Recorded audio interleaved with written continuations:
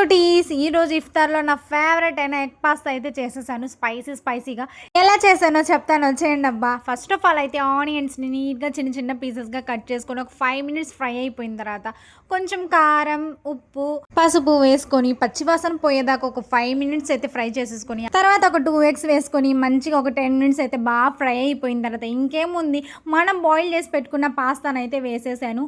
నాకైతే ఈ symbol of pasta అయితే చాలా ఇష్టం. మరి మీకేది ఇష్టం? నేనైతే ఇక్కడ మ్యాగీ మసాలా అయితే వేసేస్తున్నాను. మ్యాగీ మసాలా అయితే కంపల్సరీ వేయాలి, ఎందుకంటే అది వేస్తేనే టేస్ట్ ఉంటుంది కాబట్టి అసలు స్కిప్ చేయకండి మ్యాగీ మసాలా అయితే. ఇకపోతే నాకు కొంచెం కారం సరిపోలేదు కాబట్టి నేను మళ్ళీ కొంచెం కారం యాడ్ చేసుకున్నాను. సో నేనైతే ఇంకొంచెం శాండ్విచ్ కూడా చేసేసాను అనుకోండి.